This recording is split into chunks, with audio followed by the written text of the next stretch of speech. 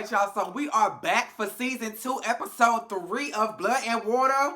Y'all, this episode was giving what it was giving, so let's give it what we got. I'm the type of girl you call wifey. Yeah. What does the cat do?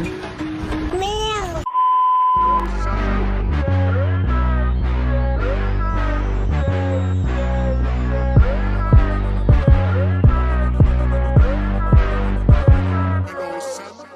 First things first, make sure you are liking, sharing, and subscribing, and then drop down in the comments and let me know you stopped by.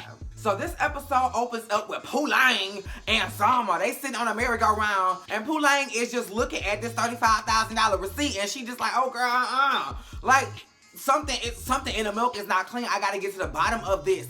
Yes, the DNA test said it was negative, but I'm not gonna stand for that. And Sama was like, bitch, At this point, you just need to let this shit go. Back off. She has a fucking restraining order against you. Do you not? Please, let it go. So Puleng was like, I'm gonna let it go, But you know, and I know, because we know Puleng at this point, she is not gonna let this go. Wade and Tahira go on a date. I learned her name. I am loving this union. I hope that Puleng does not fuck this up unintentionally.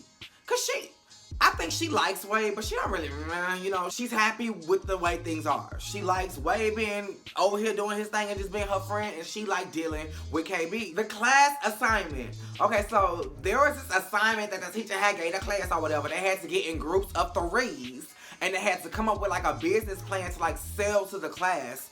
And I guess whether you passed or failed depended on whether or not the teacher wanted to invest in your business. So you got Figure, you got Chris, and then all they little 1s and 2s, they going off elsewhere. Reese is over here trying to recruit new drug dealers. And KB was off with, I'm thinking Puleng, child, because that's his everything, honey. So he was taken, Reese was taken, they had nobody else. So here comes Sam. Sam like, I want to join the group. Chris is like, hell no. Bitch. I know, okay? Did I take you here to bring you down? I said no. You should already know that I don't want you in my space. He bypassed all of what Chris had said, and he said, Feeks. If you want me to go, I'll go. But if you want me to stay outside. And Feeks was like, I don't care. Either way is either way. So he was like, okay, cool. How about this? I used to own my own business. So I just use that business plan as our project, and y'all won't have to do any of the work. Like, he just to be close to you, girl. He just trying to get close to Feeks. And I'm trying to figure out why. Well, I think I know why, because, he is the son of Janet, but why? How is Janet connected in all this? So then skipping ahead, I'm going to get to the other parts, but skipping ahead as far as the class assignment is concerned, Sam delivered. He gave what he was supposed to give, honey. Reese and her crew. The teacher is going to catch on. I just feel like it was really risky for y'all to use the pills, the drug pills that y'all sell, disguised as candy, to try to make it a candy business.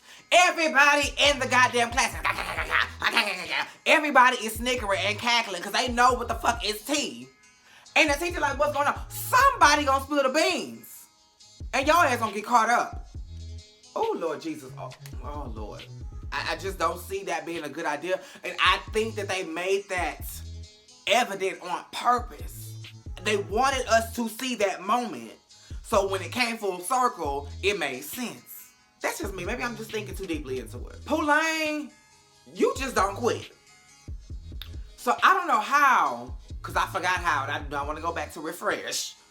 But Figure ended up getting Puleng's journal. So Puleng, oh please. She is just bombarding this girl behind this old regular ass journal. So after Figure had said rippity rip, and took the pages out, she said, girl, I'll give you what's left. I'll give you the remnants, honey. I'll give you the remains. So girl, they met up in the restaurant. Everything in this school is nice.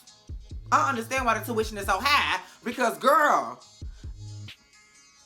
look at the doors on the stalls, girl, like, So they get in the restroom or whatever. Figure passed the journal over to Puleng, and Puleng just could not leave well. I don't believe the results. Figure was like, God damn, girl. Go, you know what? Here's your journal. Leave me the fuck alone, girl, and just keep your distance, because at this point, your ass is just cuckoo for Cocoa Puffs. So Puleng gets the journal back. She opens the journal and sees that there was a detective named Mr. Koopman. And I don't know what his first name was, but his last name was Koopman. And she wanted to get more information from him because right around the time of all this Point of Grace drama, he got fired from his job. And, you know, he was like, it ain't me, I'm framed, I'm smeared, honey. So she said, you know, something in the milk ain't clean. His name is in this article. I need more information. So she write his name down. She come out the store to wash her hands, and who pops up? Fucking Janet. Oh, Puleng, man. I said, oh, bitch, Girl, what is going on with you, girl? I see right through you like you bathed in a Windex, and that's the words of Mariah Carey. Like, girl, no. It's mandatory that you schedule a motherfucking counseling session with me because the dean said, no, bitch, you went to the dean. And you said, oh, I think I should meet with Puleng. Nobody came to you. Nobody asked for your help. So Puleng like, girl, I'll meet with you. This day don't really work because I'm going to do this. Day. She really is blowing her off because her mind is on something else. Her mind is on Mr. Koopman. And Puleng does what Puleng does. She gets to whining and crying and playing people. First she gets Zama, your uncle, your cousin or whatever, and he was at Calm. See if he can find him. Girl, you my only friend. I don't know what else I do. Like, And then she goes to wait. Ooh, I think I'm just going to leave the school. You know, she just get to complaining. She get to just saying random things that ain't got nothing to do. Oh, my back is aching. My bra is too tight. And my booty, she's shaking from left to right. I don't know what to do. I think I'm just gonna leave the school. Everything is just too expensive in there. So of course, while she doing all the theatrics, Wade is getting in his emotions. Cause we know how Wade feel about Puleng. He said, oh no. He get to fight with himself internally. And then of course he gives in and I'll help you. If this is the last hurrah, then I will help you. So Puleng was like, good, we're leaving now. Like, everything was planned. Mama knew what the fuck she came to do. But in proper Puleng fashion, she always chooses the most inappropriate, inconvenient time. You want to leave in the height of career day, where all y'all in one space, all of the faculty can pinpoint where everybody, all y'all in the, and you want to leave. You want to disappear. Knowing you to talk at a goddamn time, you want to disappear right in the heart of all of this important shit that's going on. And what do Wade do? He don't ever stop you and say, well, bitch, can we leave after this? Can we go to... Obviously, if he ain't hiding, he ain't going nowhere. We can do this shit tomorrow. So, naturally, after they leave, everybody with a motherfucking pair of eyes is looking for Puleng. Nobody really cares what Wade is. Everybody's kind of just looking for Puleng. And I don't know. She left away. So that's drawing questions. KB was one of the people. So when he hear that Puleng is going with Wade, a big question mark comes to his mind because I know y'all remember in the episode, it was small, so I didn't introduce it. But in the episode, KB had a talk with Wade. Something is off with Puleng. Do you know what it is? He was like, nah, bro, I don't know what it is. He said, well, if you find out, let me know. No secrets, right? You're not going to hide it from me. Wade was like, nah, we open, we cool. Now I hear you gone with my girl, and you ain't told me then let's squat pop. So now we got a problem. And Puleng, just what the fuck are you doing? So while we still at the school, let me just handle that. So it's career day.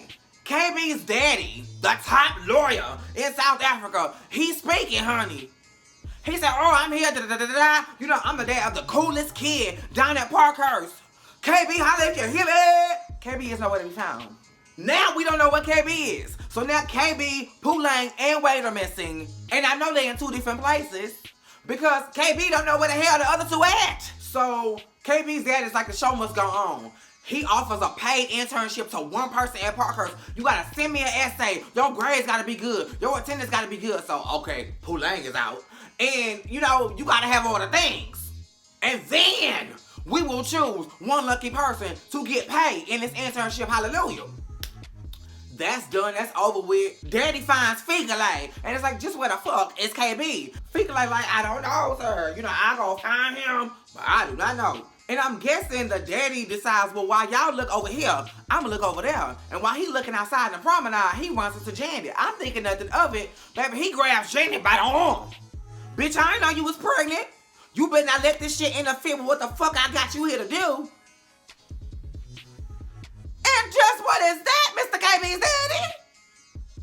that man is a raggedy motherfucker, okay? That man, you're involved with the Point of Grace. You got this shit going on with, Fekele. What aren't you involved in? He grabbed her by the, you better not. She said, so nigga, hands off of me. Now, I will do what you asked me to do. First of all, let me back a little bit. Because he said, I didn't know you was pregnant. Does that mean that you was bumping in the grinder with Miss Janet and you didn't know that you had knocked her up? And she was just like, well, you know, it's a little wham bam, thank you ma'am. So why would I need to tell you what's going on without situation? You know that? Cause y'all notice they made it a point. Not to point out who the daddy was. And Sam made a little joke about it earlier in episode 2. And we just kind of played it off.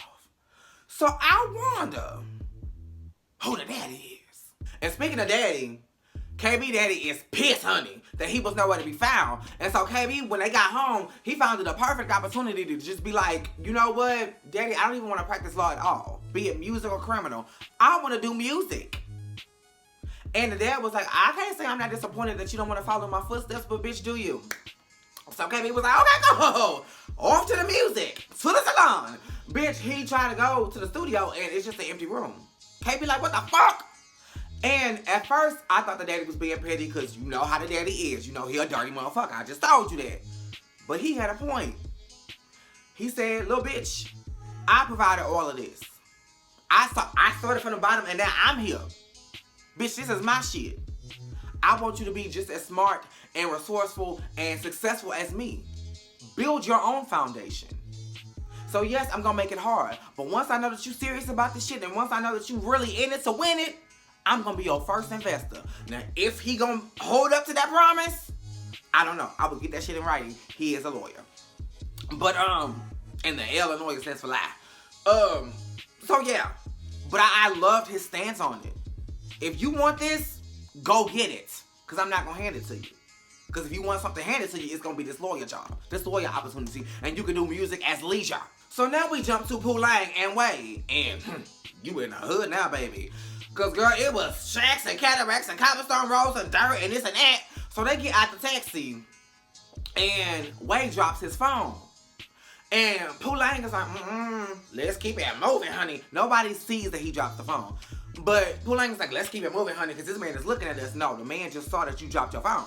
So they walk off or whatever. They trying to look for the little apartment, the little shack. Okay, it's supposed to be shack number 2-E. They looking for the shack or whatever. And Puleng turned around, because I guess she went to, you know, slap a mosquito, and she saw the man. And she said, oh, Lord, Wade, he coming for us. He coming for us. He trying to kill us. We in espionage. We are in danger. Geronimo. And so, bitch, they get to running. The man is, I mean, he must have been motherfucking linebacker, tight end, whoever was doing the running on the football field. That was him. That was him, because he was here with it. Bitch, he caught up with them because, honey, they do not know their way around the maze, honey. So they went to a dead end. They said, oh, shit. Oh, no. Wade said, oh, yes. Wade tackled the guy. The man said, bitch, your phone. Wade said, bitch, you had us running all this time and this man was trying to give me my motherfucking phone. Like, you fuck up everything. Now we finna go back to the school musty. Because you had me running through motherfucking Egypt. So they finally find Mr. Koopman, and I love how in like all of these shows where the person is hard to find, there's a guard dog, baby. There is a gatekeeper at the door like, what is it? Who do you want? What do you want? How do you want it? And then if you say the right thing, then it's, oh, okay, come on in. Because, baby, if he living in espionage, and if he is living in hiding, he must have the connections that Beyonce had. He must have his ear to the streets, honey. Because he already knew who Puleng was and that she was coming. Again, nobody gave a flying shit about Wade. But Mr. Koopman went on to say, you know, these people are dangerous. I don't know why you trying to get involved in this. I'm the wrong person. But tell me everything, girl. And Puleng runs down the whole gambit of everything that's going down. So Mr. Koopman was like, girl, I mean, you own or something, but what I would do is I would follow the money. Because, I mean, that's what happened to me. You know, I followed the money and I got a lead. I got in contact with somebody at Point of Grace, and bitch, I was finna get some answers because I wanted to prove that your daddy was receiving money for Puleng. And then, bitch, he just disappeared, and I lost my motherfucking job. And Puleng is like, now, wait a minute now. Because this is getting good. Did you believe that my daddy got... He was like, yeah, he had motive. Wade finally speaks. Wade was like, so what's the motive? Bitch! Puleng's dad wanted to get a DNA test because he did not believe Fume was even fucking his, girl. Oh, my goodness. So, Miss Nathandi, whatever her name is, you out here living foul? You getting on to the crack of dawn? You out here living like that? So, yeah.